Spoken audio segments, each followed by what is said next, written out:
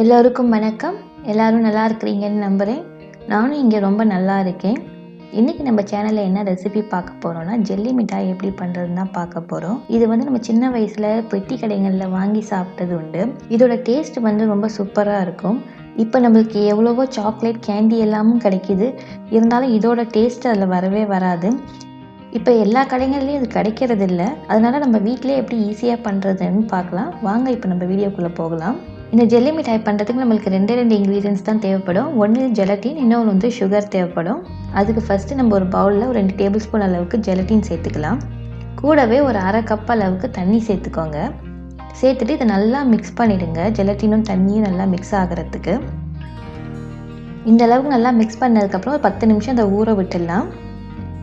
இப்போ நம்ம sugar syrup பண்ண ஆரம்பிச்சிடலாம். ஒரு பாத்திரத்தில் 1 கப் அளவுக்கு சுகர் எடுத்துக்கோங்க.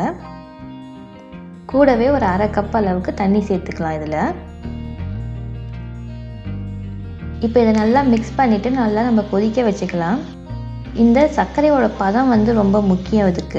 இது வந்து நம்ம எடுத்து கையில் உருட்டுற மாதிரி இருக்கணும். அந்த அளவுக்கு வரணும். இப்போ நம்ம செக் பண்ணி பார்க்கலாம். அதுக்கு ஒரு பிளேட்டில் கொஞ்சம் தண்ணி எடுத்துக்கோங்க. அதில் இந்த சர்க்கரை பாவை கொஞ்சமாக சேர்த்துக்கோங்க. இப்போ பாருங்கள், இது திரட்ட வரல, ஆனால் கரையுது. ஸோ இன்னும் கொஞ்சம் நேரம் ஆகும். இப்போ நம்ம பண்ணுறதுக்கு இன்னும் ஒரு 4-5 நிமிஷம் கொதிக்க விடலாம். இப்போ பார்ப்போம். இப்போ ஊற்றி பார்க்கலாம். பாருங்கள், தண்ணியில் கரையில். இப்போ இது வந்து நம்ம கையில் எடுக்கிறதுக்கும் ஈஸியாக வருது. இந்த மாதிரி வருது பாருங்கள். இந்த மாதிரி நல்லா உருட்டி பாருங்கள். இந்த மாதிரி உருட்டுற பதத்துக்கு வரணும். நம்மளோட சர்க்கரை பாகு இப்போ ரெடி ஆகிட்டுது. நம்ம ஊற வச்சுருக்க ஜெலட்டினை வந்து இப்போ இதில் மிக்ஸ் பண்ணிடலாம். கொஞ்சம் மிக்ஸ் பண்ணி விட்டுட்டு இதில் சேர்த்துக்கோங்க. இதை சேர்த்துட்டு இதை நல்லா மிக்ஸ் பண்ணி விட்டுடுங்க. இந்த ஜெலட்டினும் பாகும் நல்லா மிக்ஸ் ஆகிற வரைக்கும் நல்லா மிக்ஸ் பண்ணி விடுங்க. இப்போ நல்லா மிக்ஸ் ஆகிட்டுது. நம்ம இதை வந்து ஒரு கொதி வர விடணும். இந்த ஸ்டேஜில் நீங்கள் 1 டேபிள் ஸ்பூன் அளவுக்கு வெண்ணிலா எசன்ஸ் சேர்த்துக்கோங்க வாசனைக்காக. உங்கள்கிட்ட வேறு ஏதாவது எசன்ஸ் இருந்தால் கூட நீங்கள் சேர்த்துக்கலாம். உங்கள் விருப்பம்தான் அது. சேர்த்துட்டு இப்போ இதை நல்லா மிக்ஸ் பண்ணி விட்டுடலாம். இப்போ நம்ம இதை வந்து ஒரு நெய் தடவின பாத்திரத்தில் சேர்த்துடலாம். நான் இன்றைக்கி வந்து 2 கலரில் பண்ண போகிறேன். அதனால் 2 பாத்திரத்தில் நான் சேர்த்துக்கிறேன். உங்களுக்கு கலர் வேணால் அப்படியே தான் இருக்கணும்னா நீங்கள் அப்படியே கூட ஒரே பாத்திரத்தில் ஊற்றி செட் பண்ணிடலாம். இப்போ நான் 2த்துலேயும் ஊற்றிட்டேன்.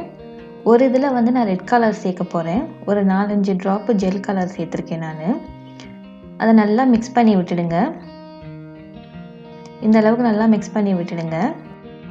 அதே மாதிரி இன்னும் ஒன்றில் நான் க்ரீன் கலர் சேர்க்க போகிறேன். நான் இன்னும் ஒரு 4-5 சொட்டு சேர்த்துக்கலாம். அதில் சேர்த்துட்டு அதையும் நல்லா நம்ம மிக்ஸ் பண்ணி விட்டுடலாம். இப்போ இதை நல்லா மிக்ஸ் பண்ணிவிட்டு ஒரு 8 மணி நேரம் நீங்கள் விட்டிங்கன்னா ஜெல்லி நல்லா ஃபார்ம் ஆகிடும். இதை ஃப்ரிட்ஜில் வைக்க வேணால், நீங்கள் வெளியிலே வச்சாலே போதும். ஒரு 8 மணி நேரம் ஆயிட்டுது. நம்ம இப்போ அதை பார்க்கலாம் எப்படி இருக்குதுன்னு. இப்போ வந்து நம்மளோட ஜெல்லி நல்லா ரெடி ஆகிட்டுது. இப்போ வந்து நம்ம சைடில் வந்து கத்தியால் எடுத்து விட்டுட்டு நம்ம ஜெல்லியை எடுத்துடலாம். கூடவே ஒரு பிளேட்டில் வந்து கொஞ்சம் ஒயிட் சுகர் வச்சுக்கோங்க. மேலே நம்ம அதை கோட் பண்ணுறதுக்கு. இல்லாட்டி ஜெல்லி ஒன்றோட ஒன்று ஒட்டும். இப்போ நம்ம இந்த ஜெல்லியை வந்து இந்த சுகரில் வந்து சேர்க்க போகிறோம். பாருங்கள், இந்த மாதிரி எவ்வளோ நல்லா அழகாக வந்திருக்குது. இப்போ இது மாதிரி சுகரில் போட்டுக்கோங்க. அப்போ தான் அது வெட்டுறப்ப ஒட்டாமல் வரும். அது இந்த மாதிரி எல்லா சைட்லேயும் சுகரில் கோட் பண்ணி எடுத்துக்கோங்க. இப்போ வந்து நம்ம பீசஸ் போட்டுடலாம். உங்களுக்கு எந்த சைஸில் வேணுமோ அந்த சைஸில் நீங்கள் வந்து பீசஸ் கட் பண்ணிக்கலாம். கொஞ்சம் கட் பண்ணுறது கஷ்டமாக தான் இருக்கும். கொஞ்சம் ஒட்டும். பட் நம்ம திருப்பி சுகரில் போட்டால் அது திரும்பி ஒட்டாது. இந்த அளவுக்கு வந்துருக்கு. நான் சின்ன சின்ன க்யூப்ஸாக கட் பண்ணி எடுத்துக்கிறேன். இந்த மாதிரி எல்லாத்தையும் கட் பண்ணதுக்கப்புறம் பாக்கி இருக்க சைட்ஸும் நம்ம வந்து சுகரில் போட்டு கோட் பண்ணி எடுத்துடுங்க. இந்த மாதிரி நல்லா கோட் பண்ணிவிட்டு ஒரு பிளேட்டில் வந்து வச்சுடுங்க. இதை வந்து நம்ம வந்து ஒரு 3-4 மணி நேரம் இந்த மாதிரி தட்டிலே விட்டுடுங்க. உடனே மூடினிங்கன்னா தண்ணியாக ஆகிடும். அது ஒரு 4 மணி நேரம் இந்த மாதிரி பிளேட்டில் வச்சுட்டு அதுக்கப்புறம் ஒரு ஏர்டைட் பாக்ஸில் போட்டு வச்சுடுங்க. அதே மாதிரி இன்னொரு ஜெல்லியை நம்ம இந்த மாதிரி கோட் பண்ணி எடுத்துகிட்டு பீசஸ் போட்டு நம்ம வச்சிடலாம். இப்போ நம்மளோட ஜெல்லி மிட்டாய் வந்து ரெடி ஆகிட்டுது. எவ்வளோ ஈஸியாக சிம்பிளாக பண்ணிடலாம். இந்த ரெசிபியை நீங்கள் வீட்டில் ஒரு முறை கண்டிப்பாக ட்ரை பண்ணி பாருங்கள். ட்ரை பண்ணி பார்த்துட்டு எப்படி வந்ததுன்னு கமெண்ட்டில் உங்களோட ஃபீட்பேக்கை கொடுங்க. இந்த வீடியோ பிடிச்சிருந்தா உங்கள் ஃப்ரெண்ட்ஸ் அண்ட் ஃபேமிலி கூட ஷேர் பண்ணுங்கள். இந்த வீடியோவுக்கு மறந்துடாமல் ஒரு லைக் போடுங்க. என் சேனலுக்கு இன்னும் சப்ஸ்கிரைப் பண்ணாதவங்க சப்ஸ்கிரைப் பண்ணிக்கோங்க.